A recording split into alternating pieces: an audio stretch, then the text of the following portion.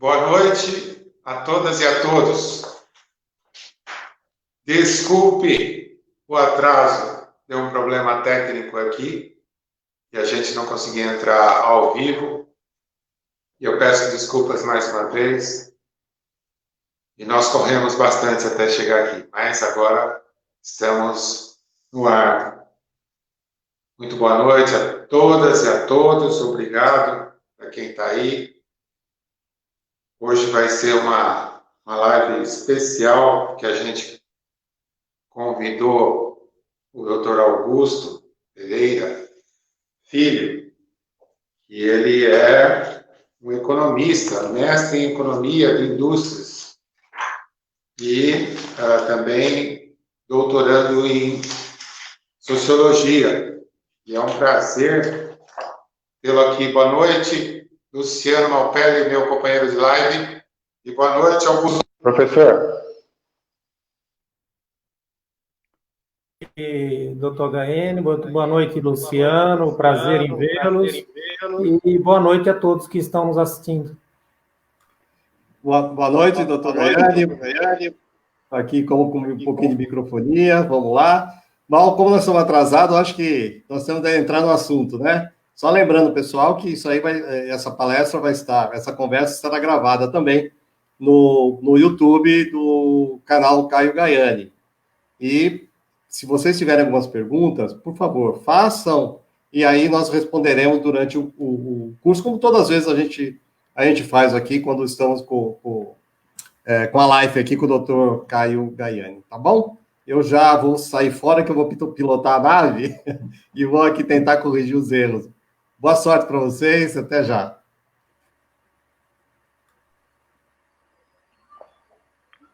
Professor Augusto Pereira, vou tentar falar o seu currículo aqui, resumidamente. O senhor é mestre em Economia de Empresas pela FGV, é isso? Faculdade Getúlio Vargas? Isso. E também é doutorando em Sociologia pela Unesp. Unesp, isso. Gostaria de complementar com alguma coisa a mais? Eu só Augusto. Dizer que a nossa experiência na área de gestão de desenvolvimento econômico se dá ligado diretamente à área pública, né?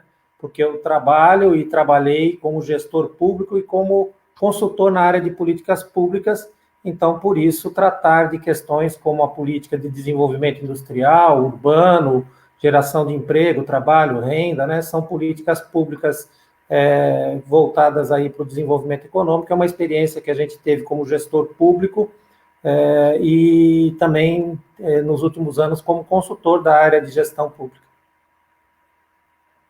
E antes de começar no tema que a gente quer discutir hoje à noite, Augusto, como é o seu dia a dia, o seu trabalho? Você participa, vai na faculdade, como que é? Não, eu hoje não sou mais professor, fui professor da Unesp por 10 anos, mas hoje eu atuo na área de consultoria, na área de gestão de políticas públicas, elaboração de projetos, e a minha vida, o meu dia a dia é o trabalho de escritório. Como poucos, eu posso hoje me manter em distanciamento social, trabalhar da minha casa, trabalhar do meu próprio escritório, não preciso ir até os locais onde os trabalhos que eu faço são executados por quem me contrata, né? Então, eu trabalho com consultoria, trabalho de casa, estou praticamente em home office desde o início da pandemia. Meu dia a dia é, portanto, atender os meus contratos de consultoria, uma rotina que eu acho que quem está fazendo o trabalho em casa sabe bem o que é, e quem está confinado, mesmo sem trabalhar, também sabe como é, que a gente acaba sendo privado de várias coisas que nós estávamos acostumados, mas é um dia a dia tranquilo e sem muito percalço. Professor Augusto, já entrando no tema, o mundo hoje quer crescer economicamente respeitando o meio ambiente. O planeta está pensando assim, os países mais evoluídos, né? Você acha que o Brasil está à contramão disso? Olha, eu até corroboraria em parte com a sua chamada na pergunta, falando de uma manchete que teve ontem no jornal Estado de São Paulo, onde o presidente da Suzano, Papel e Celulose, fala que se o Brasil fizer a lição de casa, existem bilhões de dólares que podem vir ao Brasil como investimento de empresas que estão preocupadas com a questão ambiental. Mas eu, ao mesmo tempo que eu faço essa chamada e indico a leitura, né, da entrevista do presidente da Suzano Papel e Celulose, que é o... Deixa eu lembrar o nome dele, Walter Schalka. Ao mesmo tempo que eu faço isso, eu digo para você que, do ponto de vista do Brasil, como um povo, como uma sociedade, como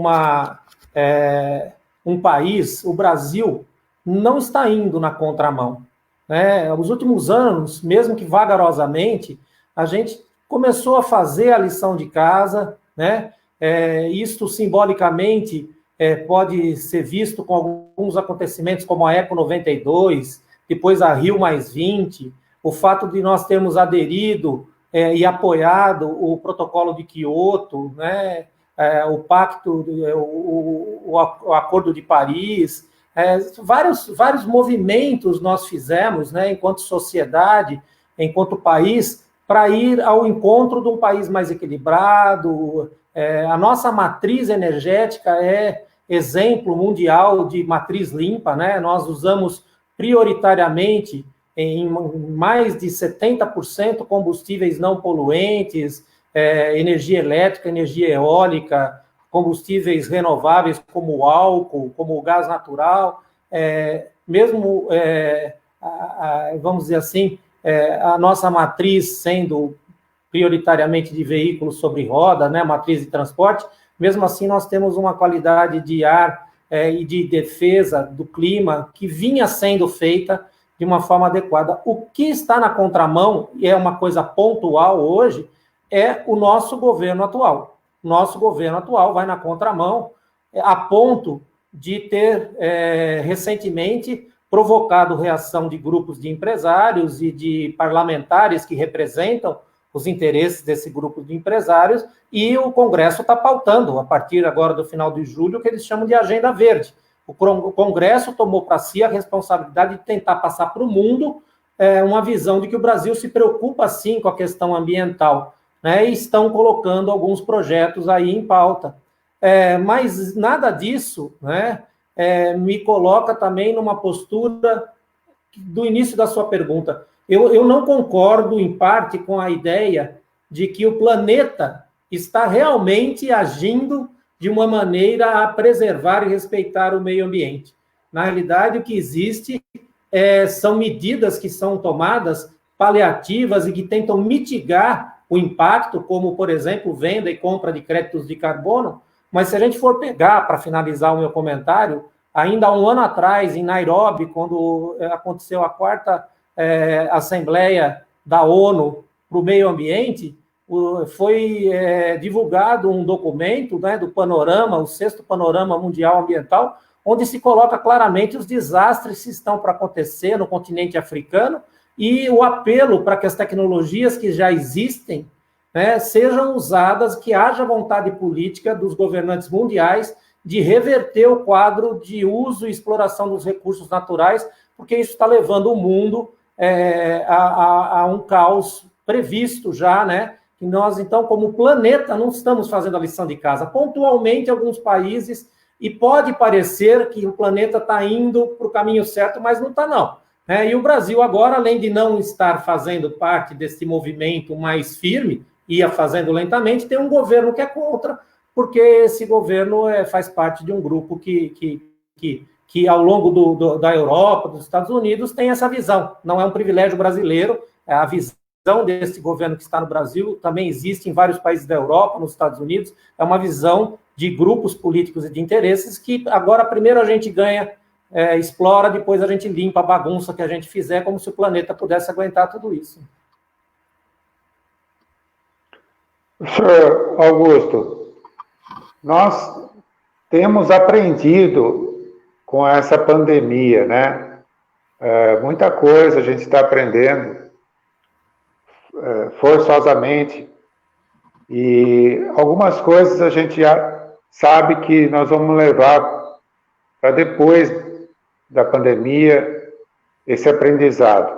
Por exemplo, vou citar um exemplo e faz parte da pergunta. O crescimento do delivery, né, o crescimento do home office, como o senhor mesmo está trabalhando agora,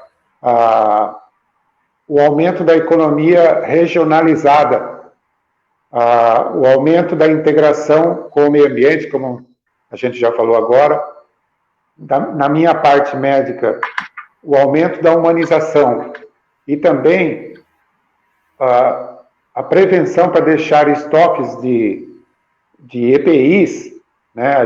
Eu acho que a gente aprendeu com essa pandemia que todos os países, a maioria deles, não tinham um estoque adequado de EPIs para, se viesse uma pandemia, como veio, estar preparados. Então, a gente sabe que nós dependemos hoje muita coisa da China, que só é fabricado na China, e eu acho que tem sido um aprendizado, e também a diminuição da globalização, né? Essa globalização que a gente viveu e está vivendo ainda. Mas eu acho que a tendência é diminuir, porque a gente não pode ficar mais dependente de um único país, no caso a China, de produzir uma pecinha que vai num aparelho de respirador ou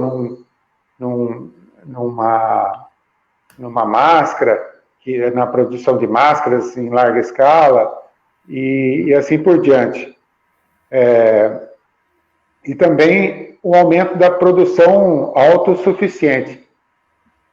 O senhor concorda com esse pensamento? Tem mais alguma coisa a acrescentar? O que o senhor acha disso, dessas mudanças que nós estamos vivendo e aprendendo com a pandemia?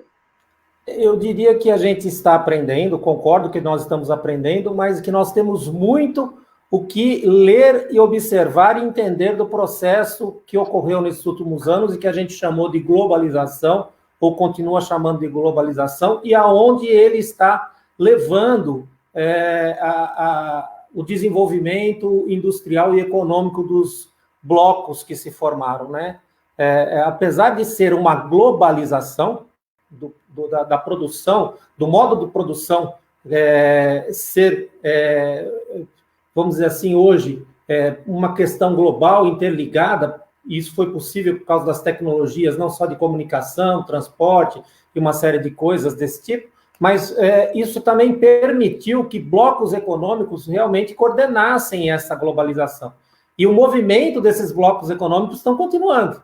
Então, quando a gente tem uma China na posição que ela está hoje, e os Estados Unidos na posição mais fragilizada comparativamente com a China do que esteve anos atrás, quando a gente tem um bloco da União Soviética ainda com o governo do Putin conseguindo se manter como um bloco de poder, quando a gente tem a Europa se desestruturando com o Brexit, com a saída do Reino Unido da União Europeia, e coisas desse tipo acontecendo, todo esse movimento da economia mundial que a pandemia encontrou, vai aprender com a pandemia, mas vai se rearranjar. Então, eu não tenho uma expectativa de que o processo de blocos econômicos coordenando mundialmente tudo continue. Podemos não chamar isso de globalização, mas vai continuar. E o Brasil passou por uma desestruturação da sua indústria muito grande. Nós perdemos indústrias porque colocamos capital lá fora, fomos produzir lá fora, a ponto, como você falou, da gente não conseguir produzir EPIs aqui rapidamente, numa resposta à pandemia. Embora dominemos a tecnologia, não conseguimos construir, fabricar respiradores rapidamente, não tivemos capacidade e velocidade de resposta, muito embora sejamos um dos países que tem alta tecnologia em várias áreas que a pandemia exigiu, né? O único setor que conseguiu dar resposta durante a pandemia do ponto de vista econômico foi a agroindústria e a agricultura, porque é um processo que não está globalizado, ao contrário, né? Justamente nós somos a produção que vai para fora, então a gente não desestruturou a agroindústria, muito pelo contrário. somos uma das maiores e mais fortes agroindústrias. Então, em parte, eu concordo, mas eu vejo isso de uma forma um pouco, vamos dizer assim, mais cuidadosa, porque eu acho que o processo de globalização ainda vai se aprofundar. Professor Augusto, antes da pandemia, vamos pegar aqui dezembro do ano passado, tinha uma previsão de crescimento econômico do país em 2%, se eu não estou enganado. E com essa pandemia, tudo que ocorreu já e vai ocorrer ainda, porque nós não estamos nem na descendência da curva, o Brasil deve encolher 8%. Como que a gente vai fazer com todos esses números negativos, professor? Olha, realmente é uma preocupação. Muito embora o Banco Mundial tenha reforçado esse número de 8%, nós, pelo Banco Central nosso e algumas expectativas mais recentes, temos dados aí de que isso possa ficar, não é pouco, mas possa ficar em 5,6%, 6%. Foi revista a queda do PIB brasileiro. Mas o principal disso tudo é que nós estamos falando de 8% em cima de uma base muito baixa. Na realidade, é 8% para a gente voltar aonde a gente estava, e onde a gente estava foi um patamar que a gente foi recuperando aos poucos, depois de uma crise econômica forte, e significa voltar a 2019, que era aproximadamente igual a 2012. Ou seja, nós estamos falando de uma década perdida. Então, o que me preocupa não é só o fato de que a gente tem que recuperar o que perdeu, e isso, fazendo um parênteses aqui, em 3, 4 anos, no máximo, a gente volta a ter o PIB que a gente tinha antes da pandemia. Tem gente que acredita que até no final de 2022 nós já vamos estar com o PIB que nós tínhamos. Só que o PIB que nós tínhamos era igual ao de 2012. Ou seja, nós perdemos uma década. E esta década perdida, ela exige de nós mais do que uma atuação para recuperar o PIB. Nós temos que revigorar a economia como um todo. Nós não podemos voltar ao que nós éramos. Nós temos que voltar a um patamar diferente do que nós éramos, com períodos, com capacidade de ter períodos de crescimento mais sustentável, que se transforma em desenvolvimento econômico e social. Porque eu me pergunto qual é a qualidade desse retorno. Daqui 2 anos, em final de 2022, com um PIB de volta igual ao de 2019, quantas pessoas vão estar abaixo da linha da pobreza? Quantas vão estar abaixo da linha de indigência, sem nutrição?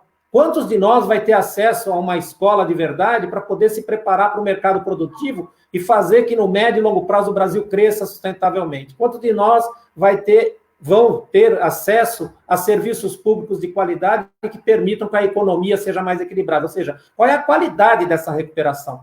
Então, é uma postura que exige de nós que nós façamos uma revisão de como queremos sair desta crise.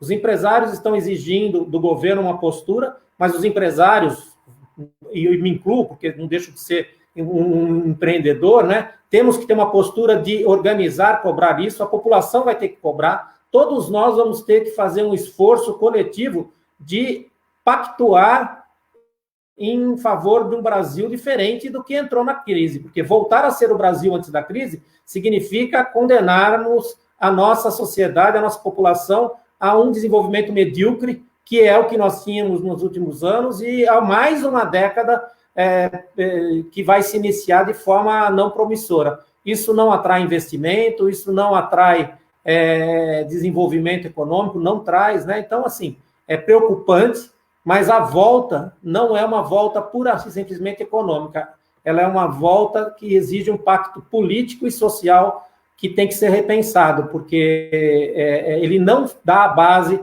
para que a gente possa ter algo sustentável. Não sei se eu fui claro, mas Com certeza, professor Augusto. E a gente agradece muito a competência do senhor e a disposição que o senhor está aí nos ajudando com essa live. O objetivo é transmitir conhecimento.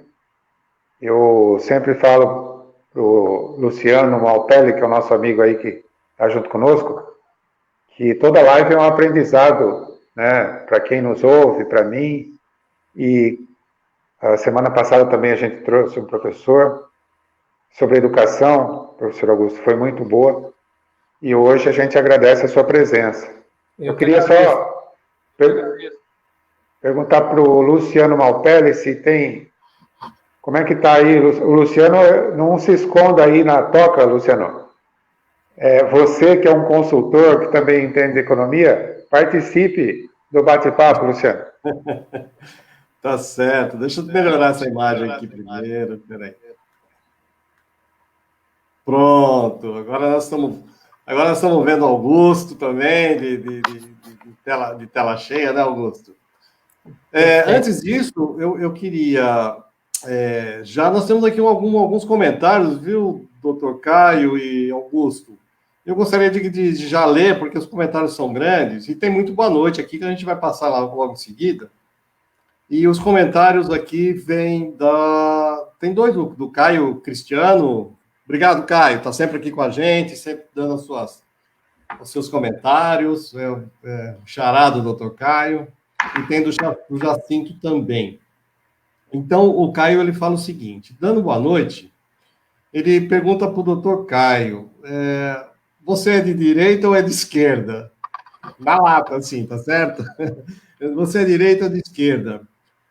Na minha opinião, segundo ele, temos grandes projetos poucos valorizados, e ele está se referindo, provavelmente, eu acho que é o município, que é um tema aqui importante, né? Desde escola pública, que já tem um dia onde só planta árvores, né? Quer dizer, ele está dizendo que hoje em dia a educação não está bem sintonizada. E ele completa lá na frente, com essa bolha se inflando, quantos por cento de chances dela estourar igual 29, está se referindo à depressão americana, provavelmente, né? Na sua opinião, o dólar não está lá em cima, o euro, o libra, até mesmo o franco está alto. Bom, na verdade, tem uma mistura, então são duas perguntas aí, uma para o professor Augusto e uma para o doutor Caio. Professor Augusto, você é da direita e da esquerda, e o que você acha dos projetos que são pouco valorizados no seu município? Ponto. Professor, esse é para o Caio, né? Esse é para o Caio, né? Isso, eu vou responder. Isso é para o Caio. Depois a outra de percentual é para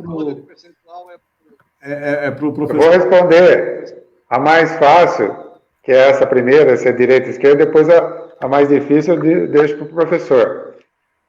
Eu sou nem de direita, nem de esquerda. Eu sou do centro. Um pensamento progressista, mas de centro. Então, agora eu passo para o professor Augusto. Obrigado. Ainda bem que eu não tenho que responder se eu sou de direita ou de esquerda, porque eu não milito em nenhum partido político e não disputo esse espaço. Mas eu acho que a nossa sociedade, ela tem realmente projetos muito importantes que possam ser feitos por questão de meio ambiente, etc., e isso é uma questão de política pública muito cara para mim. Mas entrando na sua pergunta, Caio, a questão, nós não temos, é diferente, a recessão de 29, a bolha que estourou, aquilo era uma crise econômica, né? Uma crise econômica de pessoas e de negócios que levaram à perda de credibilidade, à não honra de compromissos, à destruição de contratos econômicos, ou seja, nós tivemos um problema econômico, né? Agora nós estamos tendo uma crise sanitária que está provocando recessão econômica. Não é por outro motivo, por exemplo, que no próprio Brasil, voltando na pergunta anterior que o Caio fez, quanto tempo a gente demora para retornar, em 2 anos, provavelmente, a gente recupere o PIB desse início de 2020 e final de 2019. Por quê? Porque, embora nós tenhamos empresas fechando, embora nós tenhamos destruição de empregos e outras coisas, isso tudo aconteceu num período muito específico e motivado por uma questão de falta de planejamento, não que fosse possível ter, para passar por um período de tanto esforço empresarial. O empresário ter o capital de giro. Então, esta pandemia, ela destrói condições de gestão e de emprego, mas ela não destruiu, vamos dizer, a base da economia como a recessão destruiu em 1929. Então, a base é diferente. Cada país tem uma base, o Brasil tem um problema pior que vários outros, porque o Brasil tem, como a gente comentou, uma crise econômica de vários anos, diferente de outras economias. Então, vai ter uma heterogeneidade muito grande. Mas não tem o risco de a gente passar pelo mesmo processo de 29. Ele é diferente. Não quer dizer que ele não vai ser tão drástico do ponto de vista da sensação humana. Eu acho que, do ponto de vista humano, nós estamos passando por uma coisa que nós nunca tínhamos passado neste século. Todos os que estão vivos e são adultos, menos os adultos velhos, no sentido de ter mais idade, não passaram por nada parecido, sequer uma guerra, né? Então, a gente não... Socialmente, nós estamos muito abalados, mas a economia não está tão abalada. O dólar, ele é uma questão mais complexa, mas o dólar está no lugar que ele tinha que estar. Não concordo com ele, mas o dólar é uma questão de relação econômica, de produtividade entre países, e se ele está assim, é porque o mercado quer que ele esteja assim, é o mercado que manda, não é uma vontade do brasileiro, do ministro. Tem coisas mais complexas aí em questão de dólar, e aí a gente poderia falar numa outra live de política econômica, mas não é o caso agora. Muito bom. Complementando o que o senhor disse agora, professor Augusto, eu queria emendar uma pergunta. O arroz com feijão nosso, uma pequena empresa, uma média empresa, ela sempre deve ter uma reserva, que, se eu não me engano, o melhor é ter 2 vezes o custo fixo dela por mês. E isso serve para nossas contas diárias também, né? O senhor acha que o Brasil, antes da pandemia, tinha uma reserva boa e ele está usando essa reserva, ou ele está se mantendo economicamente por causa do agronegócio? Do ponto de vista do país, das contas públicas, o Brasil tem reservas. Nós estamos tendo uma queda menor do PIB, do Produto Interno Bruto, de todas as riquezas que são produzidas num ano na economia, por causa da performance da agroindústria e do agronegócios. Então, isso vai amortecer, né?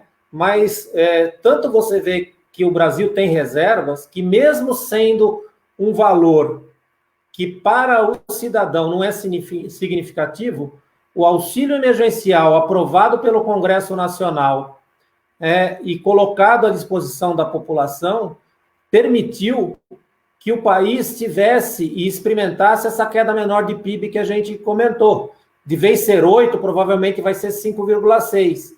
Por quê? Porque as famílias estão consumindo, né? Algumas famílias, inclusive, que receberam, estão consumindo e não estavam consumindo mesmo antes da crise da pandemia. Por quê? Porque nós tivemos 44% dos lares brasileiros recebendo um auxílio emergencial, né? Nós tivemos, dos 70 milhões de brasileiros considerados vulneráveis, quase 65 milhões de brasileiros recebendo alguma verba a título de auxílio emergencial. Isso significou garantir que nós tivéssemos o consumo familiar. O PIB do ano passado foi menor do que os outros dois, foi menor que 18 e 17, mas o 1,1 que nós conseguimos no ano passado foi sustentado pelo consumo das famílias. Então, o Brasil, ele tem uma economia que ele tem fôlego, ele tem reserva para passar por esta pandemia, mas ele não tem uma base para retomar um crescimento adequado. Nós não vamos sair pior desta crise do que outros países do ponto de vista da pandemia, mas nós vamos ter mais para fazer, porque estávamos num lugar pior que vários outros, né? Então, nós temos dificuldade de pensar um Brasil crescendo a mais do que 3% ao ano, e isto é pouco para um país que tem uma década perdida, um país que, por exemplo, em 2011 tinha um PIB per capita de 13.200 dólares e hoje não chega a 8.700. Nós temos 35% a menos poder de compra do país comparado à economia mundial do que tínhamos atrás. Nós somos 35% mais pobres do que estávamos em 2011. Então, isso é um buraco muito grande para a gente refazer, e ele não tem a ver com a reserva de 2 meses de custo fixo. Ele tem a ver com não fazer um planejamento para abrir esta empresa. É como se o empresário não planejasse, abriu a empresa e quebrou porque não planejou. O país não está sendo planejado, o país está sendo tocado sem planejamento de política industrial. Que política industrial nós temos? Que política educacional nós temos para que o país tenha profissionais que possam ocupar os espaços que esse capital estrangeiro pode vir trazer para fazer investimento em tecnologia aqui? Nós não temos profissionais suficientes, nós não formamos engenheiros em números suficientes, nós não formamos profissionais de várias áreas em números suficientes e com a capacidade necessária. Então, é um tanto quanto complexo o assunto, mas é por aí. Viu? Inclusive, eu quero aproveitar e entrar, já que o doutor Caio me convidou também para a discussão, quero nessa linha, o amigo aí, Jacinto Damasio Neto, está sempre com a gente aqui também, sempre acompanhando, ele fala sobre voltando para município, né? Está voltando para Itu, né? Ele está citando Itu. Ele diz o seguinte: boa noite, meu grande amigo Dr. Caio e amigos que estão aí na live. Obrigado. Boa noite para você também. Ele comenta que infelizmente, as políticas públicas não dão valores aos projetos apresentados aos atuais gestores municipais, né? E eles têm aí uma cooperativa de trabalho e também não abre espaços para os prestadores de serviços da cidade. E aí esse pessoal, e aí eu entendo que sejam as cooperativas, tem que buscar serviços em outra cidade, ou numa iniciativa privada. E eu entendo que a pergunta dele tem a ver com geração de emprego, que é o tema da nossa live, né? Geração de empregos e possibilidades de crescimento, tanto da área industrial, ou comercial, enfim, empresarial, e gerar o suficiente para que as pessoas não migrem, né, para outras cidades, ou a busca de trabalho, ou de insumos, ou de novos projetos. Essa é para o Dr. Caio. Quais são as possibilidades, Dr. Caio? Eu queria emendar a pergunta para o professor Augusto. Complementando essa pergunta, eu queria dizer que 67% do PIB do Brasil é de serviços. Então, professor, o senhor acha que para uma cidade como a nossa é mais vantagem fomentar os serviços ou trazer indústria? Olha, essa é uma pergunta que sempre surge quando a gente está discutindo o desenvolvimento de cidades ou fazendo planejamento, né? É antiga, nossa, a ideia que vários prefeitos, inclusive, falam, e esse ano vamos ter eleição para prefeito, né? Olha, eu vou trazer desenvolvimento industrial, vou trazer indústrias para o município. Na realidade, eu acho que, assim, o que uma cidade, eu acho que é um tema que nós falamos, o que uma cidade pode e deve fazer para gerar emprego e renda.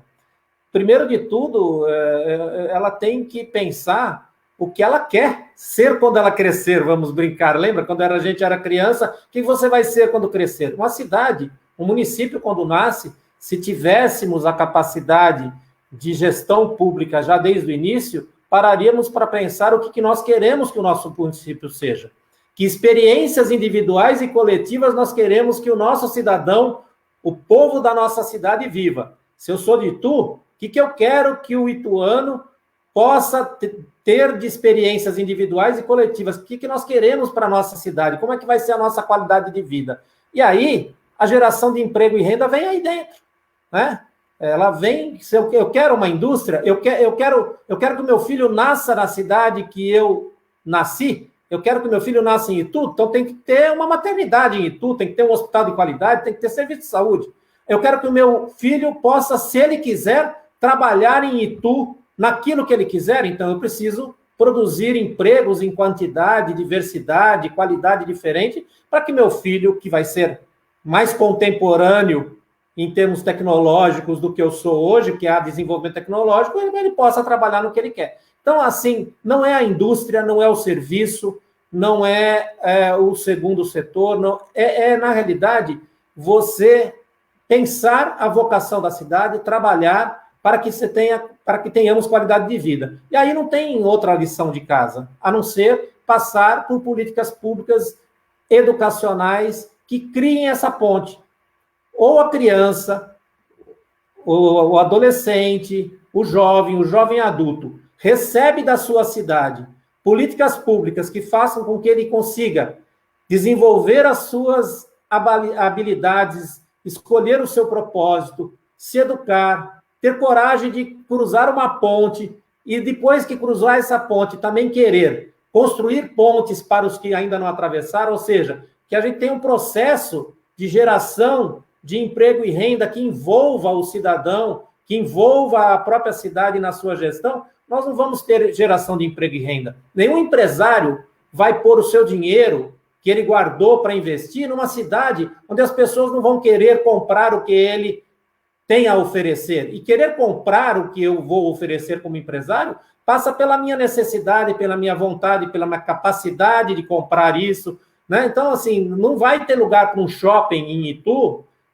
vamos dizer, novo, um shopping maior, se as pessoas não tiverem renda, se as pessoas não tiverem vontade de comprar isso. Assim como não vai ter espaço para uma cooperativa de serviço, se essa cooperativa de serviço não prestar um serviço que seja realmente necessário para o município. Então, é uma via de mão dupla, né? Eu, cidade, preciso criar condições, e o empresário que enxerga essas condições também tem que vir ao encontro do que a cidade precisa. É uma via de mão dupla, mas eu gosto muito dessa imagem da ponte, né? O poder público e a sociedade precisam construir essa ponte. O poder público como indutor, com a garantia de políticas públicas de transporte, mobilidade urbana, educação, saúde, e a sociedade com a vida e a qualidade que ela quer dar para a sua cidade, porque quem faz a qualidade de vida ser reconhecida, usufruída, é a sociedade participando da gestão pública e fazendo com que isso realmente ocorra, criando um ambiente onde eu quero pôr minha empresa, porque meu funcionário, lá naquela cidade, vai ter um clima adequado de paz social, vai ter segurança, vai ter bons vizinhos, vai ter uma boa convivência, vai ter uma boa educação. Nós já ajudamos, desculpa só para concluir, em consultoria, a fazer escolhas de locais para colocar grandes empresas, grandes indústrias. Empresários que têm a cabeça mais centrada na qualidade do que eles querem fazer, em primeiro lugar, querem saber os indicadores sociais da cidade, se tem educação pública de qualidade, porque isso faz com que o salário que ele paga para o seu trabalhador seja mais produtivo, porque se eu não preciso pagar uma escola particular, se a escola pública é de qualidade, o que eu pago para o meu funcionário tem um efeito diferente.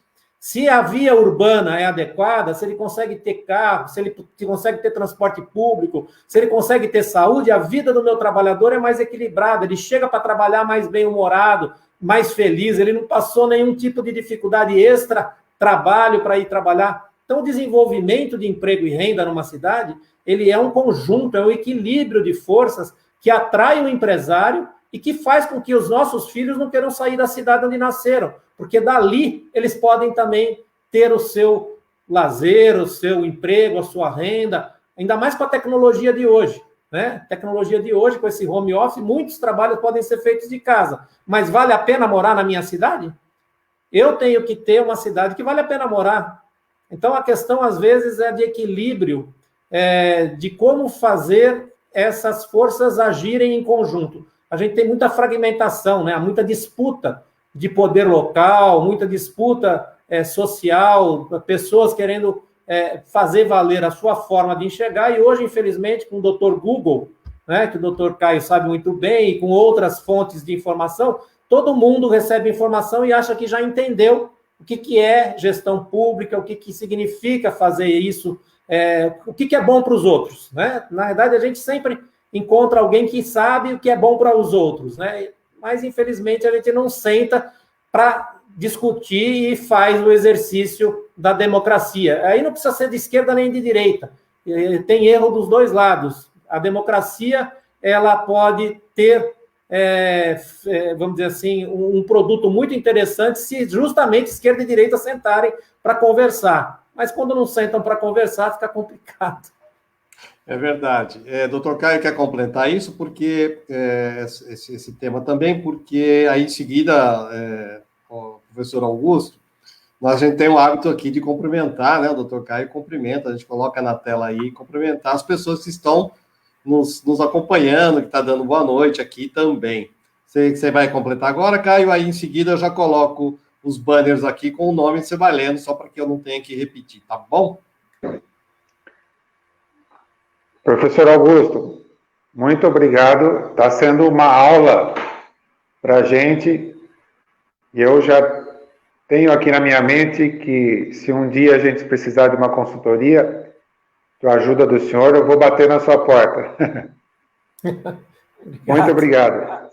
Só para complementar o que o senhor disse em relação aqui à nossa cidade, nós passamos aqui, professor Augusto, por um trauma, por um problema sério que causou um trauma, que foi em 2014 a falta de água nas torneiras das casas da população. Não sei se o senhor lembra disso. Itu foi noticiário internacional. Foi uma das cidades que mais sofreu com a falta d'água. E, logicamente, nesse período, qual é o empresário que queria instalar uma empresa numa cidade dessa, né? Então, ficou meio que manchado a situação de Itu, mas agora está melhor. É lógico que não se resolve um grande problema de uma cidade antiga como Itu de um ano para outro. Para o senhor ter uma ideia, a perda subterrânea de água é aproximadamente 50%, 52%. Então, são muitos os problemas, mas já está melhor. Então, se o senhor puder indicar uma indústria aí para vir para Itu, pode indicar. Pois não, Luciano?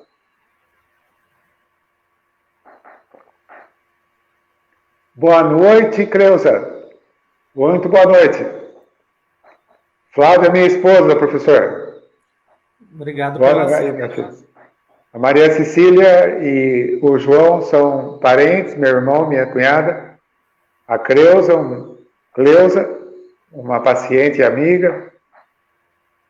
Eunice, um grande abraço, obrigado.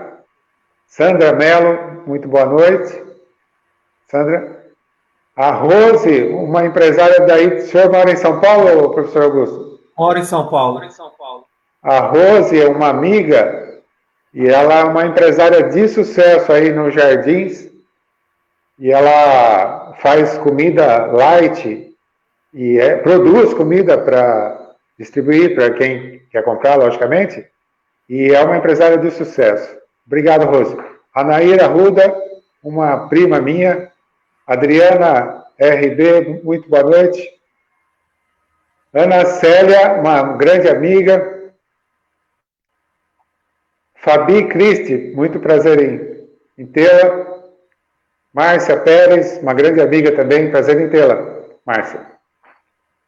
Emerson Cury, mais uma vez, companheiro, um médico, professor, espetacular aqui, muito famoso, ginecologista e obstetra, muito famoso aqui, muito querido. Obrigado, Emerson. Ana Célia, já Camargo, já falei boa noite. A Lúcia De Angeli, muito boa noite. O Emerson sempre tem uma pergunta. Vamos lá, Luciano, que aqui está a letra da pequenininha. Vamos lá, deixa eu tirar aqui da frente do Augusto. Na verdade, uma citação, né? Ele diz o seguinte, que a desigualdade social no Brasil já era cruel, o abismo será maior ainda, né? Muito maior, mesmo assim, a ganância pelo poder, pelo dinheiro, não permite pensar nos mais desassistidos. Na verdade, ele está fazendo um apanhado da situação atual, do que está acontecendo, mesmo com a ajuda governamental. Sabemos que temos muitas pessoas aí em caráter de vulnerabilidade, né? Muito bem, vou te fazer, tem mais uma pergunta aqui, que é da Eunice Lopes. Ela diz o seguinte, para o Augusto: boa noite, senhor Augusto. A live da semana passada foi de muito valor dentro do comentário, a preocupação com formação educacional. Foi o que nós comentamos na última live, né? Acredito que essa preocupação também com profissionais na economia.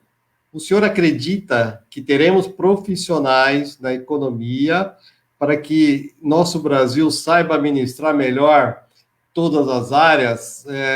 Será que vai ter um mágico para ajudar a gente aí, Caio e Augusto? Olha, nós estamos passando por uma transformação na educação pública.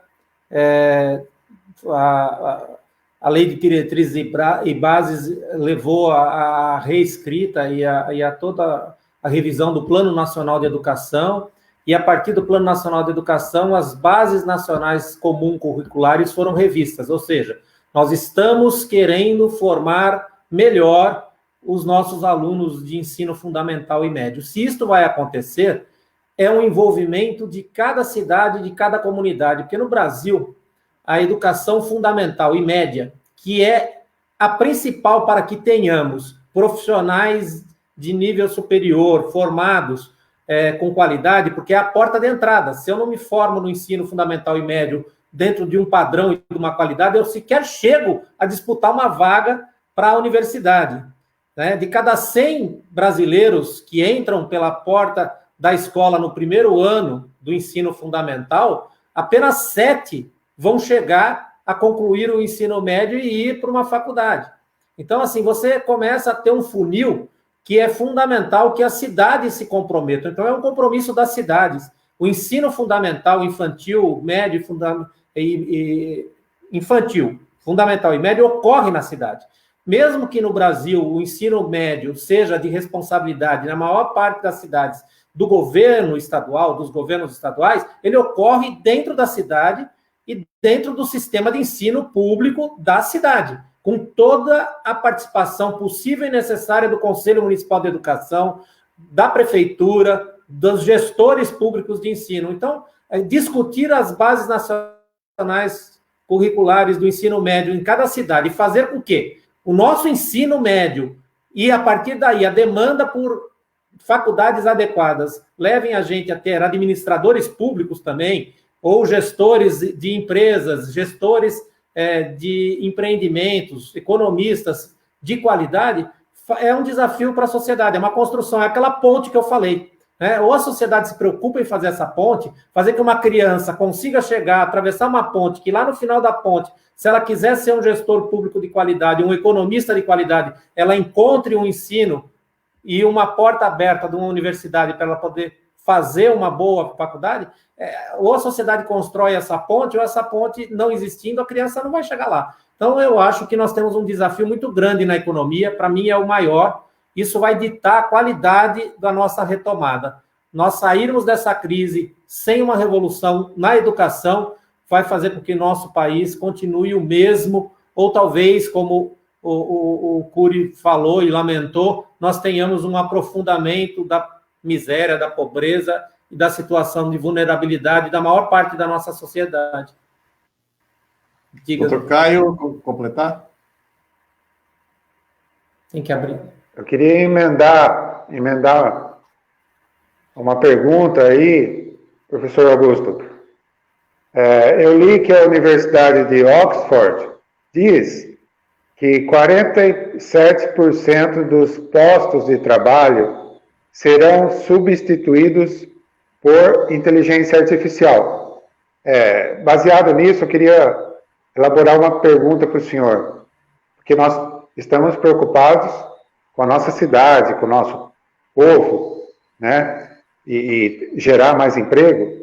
A gente sabe que a economia colaborativa e a indústria 4.0 no mundo vem crescendo assustadoramente, né? Então, o gestor público hoje ele precisa pensar nessa tecnologia, nessa evolução de empregos que vão, alguns empregos que a gente sabe que vai ser extinto.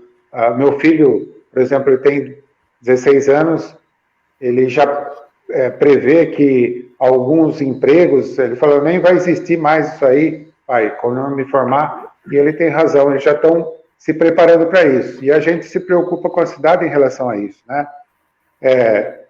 Porque está interligado a inteligência artificial, a internet, a impressora 3D, né? Se eu não me engano, a África do Sul já faz casas com impressora 3D. Então, é uma realidade que a gente tem que se preocupar, porque está chegando aí, batendo nas nossas portas. E a economia criativa, né, que é a indústria centralizada na tecnologia. Como o senhor vê essa substituição de empregos, de trabalho, por toda essa tecnologia que está chegando, e como nos preparar em relação a isso? Esse é um dilema do próprio desenvolvimento tecnológico e social que nós vivemos há séculos, né? Um após o outro. Só que agora a revolução tecnológica e da informação tem apressado esse ritmo, né? A velocidade com que a gente incorpora no nosso dia a dia tecnologias, e tecnologia é conhecimento, faz com que a gente tenha essa sensação de que tudo está sendo desmoronado e construído de novo, e que o que era não é antes. Mas, no fundo, na essência, nós estamos falando de trabalho, né? E o ser humano, ele se realiza no trabalho. O emprego e as profissões são maneiras de expressar essa sua capacidade de trabalho, tanto no lugar como o que faz, né? Então, o humano, ele tem esta capacidade de aprender e desenvolver, adquirir, acumular conhecimento, desenvolver habilidades, desenvolver atitudes. Então, nosso desafio enquanto sociedade e enquanto escola, enquanto sistema de ensino e socialmente, enquanto sistema ético de convivência comunitária, de convivência social, é de criar espaço para que nós tenhamos cidadãos que tenham capacidade de adquirir conhecimento, agilidade, formato, forma, de desenvolver habilidades e de desenvolver atitudes que sirvam para tempos de mudanças cada vez mais rápido como essa. Então, assim, é isso que está acontecendo. Hoje nós temos vários artigos que dizem que as principais 10 profissões que vão ser exercidas daqui 10 anos ainda não existem. Então, não é coerente para o ser humano, e aí a gente pode até voltar na live de outro dia da psicóloga, que eu esqueço o nome dela, que falou, não adianta, é como se a gente não soubesse entrar num avião, né? Eu tenho medo de entrar num avião. Não adianta ter medo do que vai acontecer com esta sociedade. Eu tenho que entender que eu vou enfrentar, eu vou passar por isso.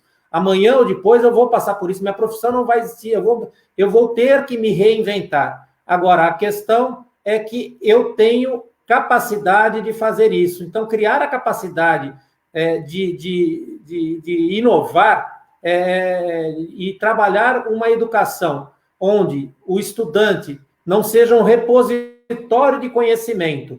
E aí nós vamos voltar no velho e bom Paulo Freire, no sentido que ele falava de não termos um ensino bancário, que o aluno fica lá, você racha a cabeça dele aqui e enfia um monte de coisa dentro. Não, você tem que ter um ensino onde o aluno é envolvido no processo de aprender. Se ele aprende a aprender, ele não vai ter medo de nada. Ele vai ser um profissional que consegue aprender mediante o desafio que lhe é proposto. E nenhum empresário é louco de abrir uma empresa sem preparar os seus colaboradores para trabalhar. Se não existe no mercado, ele vai treinar, ele vai dar oportunidade. As profissões vão treinar as pessoas. O conhecimento para ser o que eu precisarei ser daqui 2, 3 anos vai existir e vai estar ao meu alcance se eu sei aprender. Então, esse cidadão, e o próprio nome, né? Cidadão é aquele que tem acesso aos seus direitos, tem acesso aos bens públicos, aos serviços públicos. Se ele teve acesso a uma educação de qualidade, ele realmente é um cidadão. E o cidadão está incluído, o cidadão não está excluído.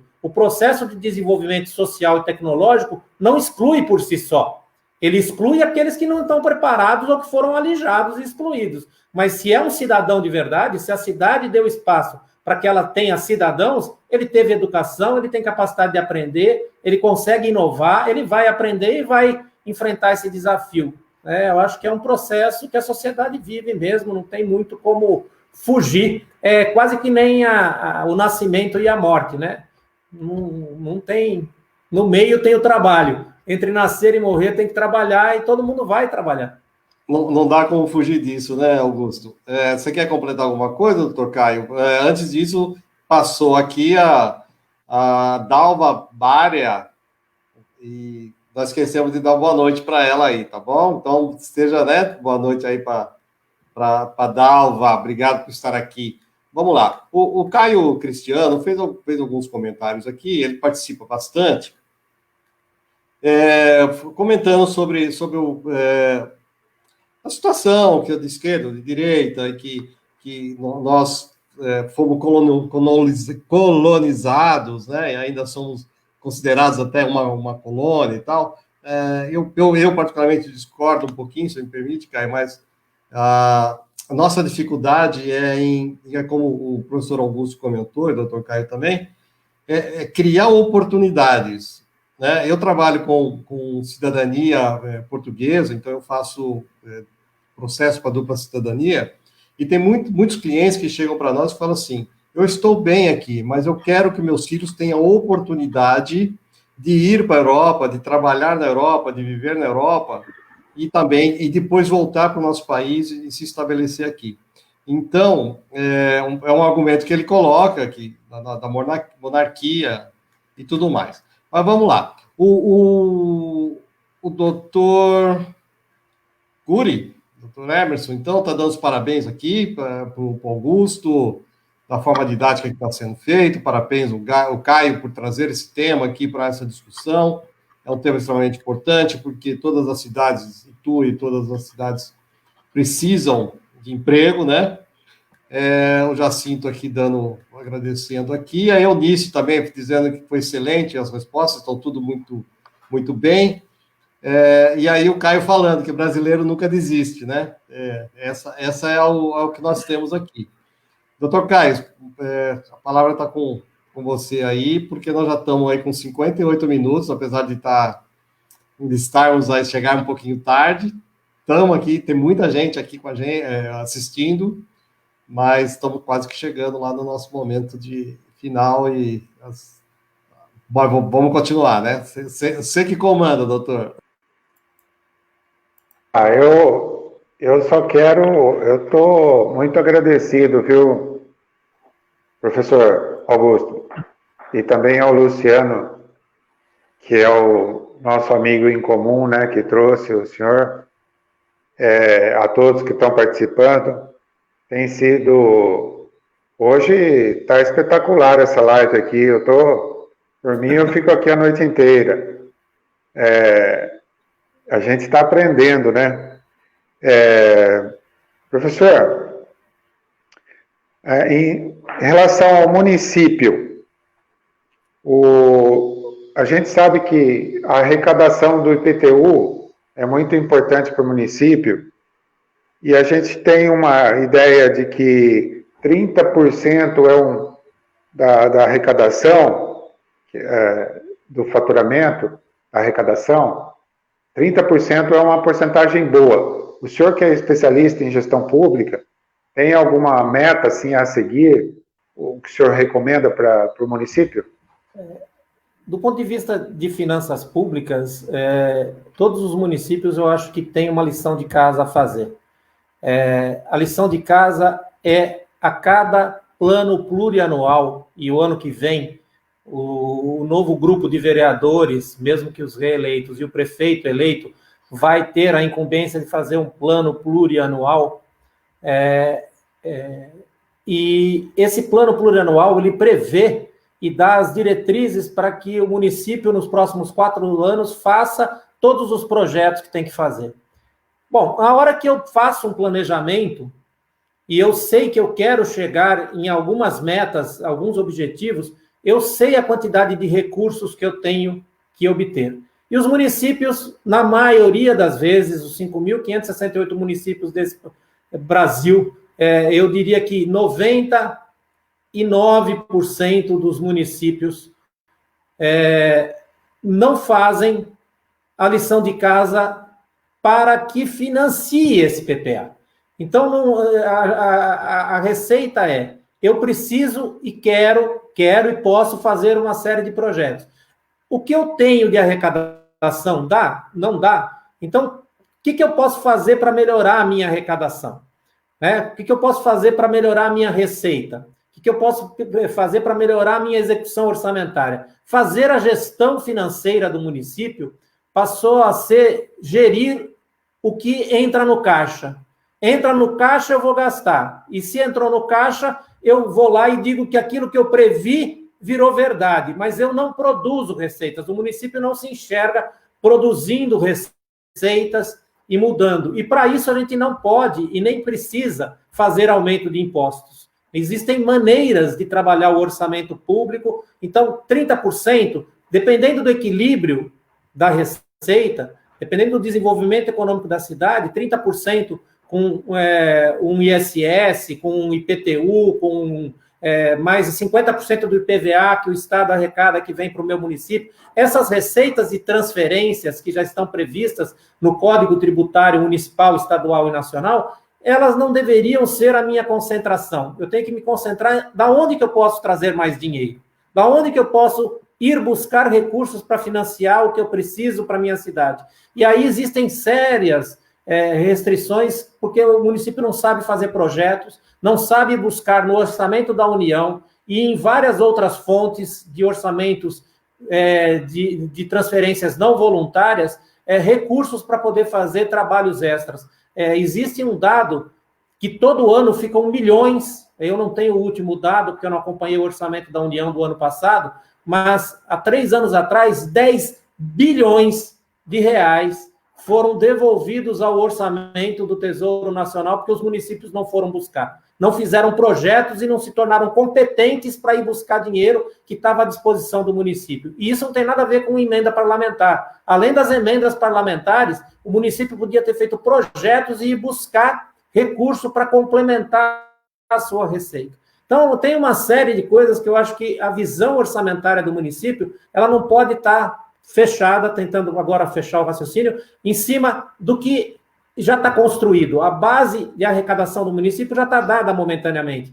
Não vão nascer empresas do dia para a noite, não vão ser construídas casas do dia para a noite, não vão ser do dia para a noite revolucionados os transportes urbanos e todo mundo vai ter carro novo, não vai ter IPVA. Ou seja, existe um limite para arrecadação em cima dos tributos que já estão estabelecidos. Eu tenho que, como gestor público, expandir a minha capacidade de buscar novos recursos. Então, é isso que me incomoda, às vezes, como secretário de Finanças, que já fui secretário de Finanças de município, né, e tenho essa área de trabalho como uma área que eu milito profissionalmente, me incomoda a precária gestão financeira que os municípios fazem.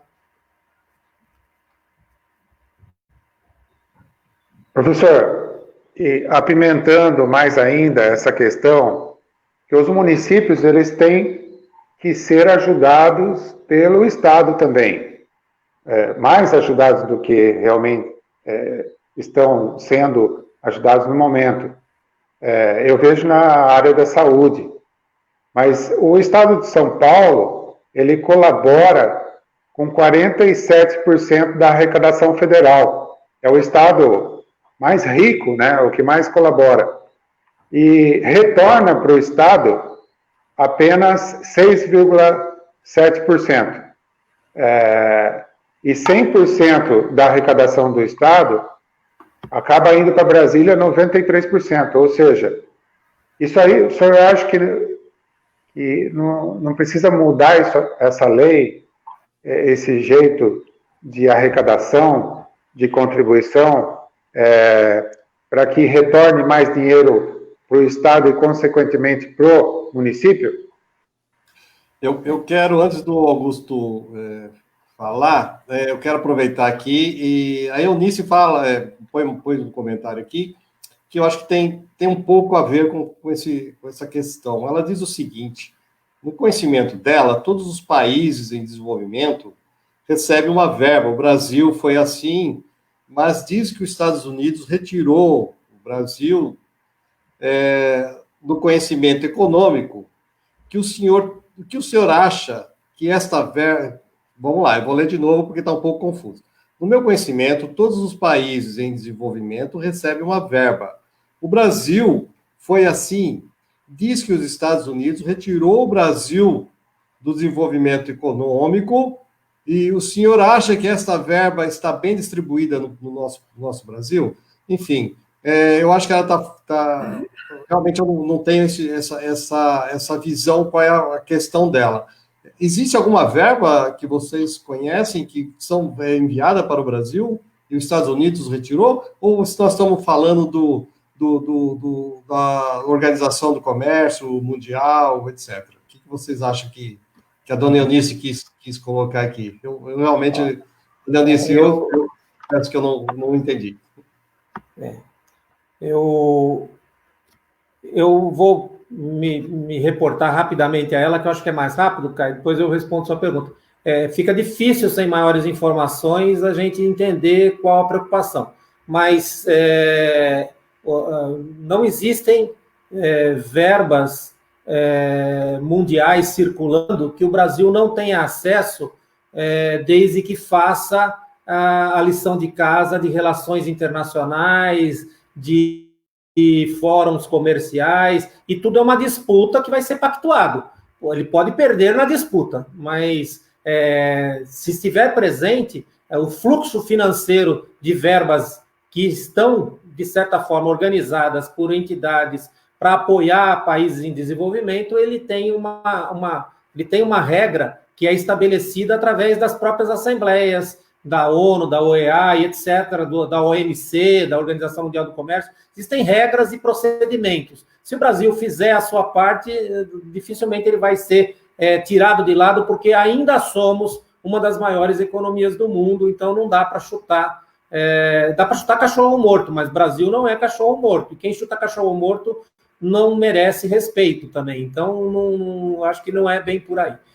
Voltando no Código Tributário Brasileiro, e na maneira como a arrecadação é distribuída. Nós somos uma federação. Esta federação, ela vamos dizer assim, muito regulada. Muito embora nós sejamos uma federação, com exceção de algumas coisas, como a educação, cada município faz do jeito que quer. Agora nós estamos tentando reverter isso, né? Mas na saúde, que o SUS, pela sua estrutura, descentraliza a execução e faz o financiamento fundo a fundo, a assistência social. Nós, na verdade, não somos uma federação do ponto de vista econômico, né? Porque a arrecadação, ela é feita, os códigos tributários, o Código Tributário Nacional, o Código Tributário Estadual e os municipais, eles reproduzem defeitos de aonde é a origem do imposto e aonde ele tem que ser atribuído. Então, essa maneira de pensar a distribuição da arrecadação dos impostos, taxas, contribuições, os tributos em geral, ela precisa ser feita. Não sei se nós temos força política hoje no Congresso Nacional disposta a enfrentar a reforma tributária neste nível de discussão, porque, muito embora nós não fiquemos como o Estado de São Paulo como um percentual grande, nós somos o maior PIB da nação. Então, o pouco que fica para nós, proporcionalmente, é muito frente a vários outros entes federativos. E isso incomoda. É uma disputa de poder político e econômico a ser feito, né? Então, na realidade, é uma discussão que tem que ter um pacto. Tem que ter um pacto federativo de como vai se distribuir, pensando na população, nos níveis de pobreza regional, estadual. Não é justo, não sei se essa é a palavra, não está adequado. Eu acho que, em termos tributários, justiça tributária, essa palavra não cai bem para mim. Justiça não tem a ver com finanças, tem a ver com adequação, com equilíbrio, mas não é uma questão de justiça, né? Não dá para ser justo, tem que procurar uma equidade. E qual vai ser o fundamento dessa equidade? Da onde vai vir o conceito para sustentar a equidade, de tratar os diferentes de forma diferente, para que todo mundo tenha igualdade, aí vem a equidade, né? É um desafio para a política tributária nacional ainda. São Paulo sofre com isso, os municípios sofrem com isso, a ponto de, por exemplo, o Fundeb, agora que foi aprovado, tentar corrigir na educação algo dessa maneira. Tinha municípios que não precisavam de dinheiro e recebiam dinheiro, como o Fundeb era, e município que precisava não recebia, porque a maneira como o Fundeb era calculado não permitia que esse recurso chegasse a municípios que precisassem de dinheiro. Então, aos poucos, algumas legislações estão corrigindo esse problema. No município, nós temos que fazer a lição de casa. A gente tem que sentar, fazer um código tributário municipal mais adequado, brigar com o nosso Estado, discutir, os nossos deputados, os nossos secretários estaduais, a prefeitura tem que fazer esta conversa e procurar receber do Estado tudo aquilo que ela faz para receber, tem reciprocidade. Mas eu acho que tem que ser proativo, o município tem que ser muito proativo. Esperar que o governador traga não me parece adequado. Não é o que os prefeitos fazem, mas pode ser que algum prefeito ache que o governador vai trazer se ele não fizer a parte dele. Não tem jeito, a prefeitura tem que fazer a sua parte, o município tem que se preparar, inclusive, para dar produtividade social para o dinheiro que o Estado vai colocar lá dentro. Se o Estado vai trazendo dinheiro, o município tem que fazer aquele dinheiro retornar para a população municipal e, às vezes, até regional, se for uma questão de saúde, com alta produtividade, porque o dinheiro é público, né? Ele precisa produzir esse efeito. Então, nós temos que criar essa condição para que cada centavo investido no nosso município faça com que o Estado se sinta realmente com um alto grau de reciprocidade. Valeu a pena investir, porque aquela prefeitura, aquele prefeito, aquela cidade trouxe produtividade para aquele recurso público. Isso, idealmente falando, né? Não dá para ficar dando nomes e fazendo casos específicos.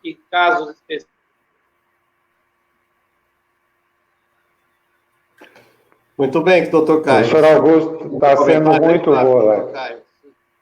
Comentário aí? Eu tenho certeza, professor, que as pessoas que estão assistindo vão pedir para o senhor voltar.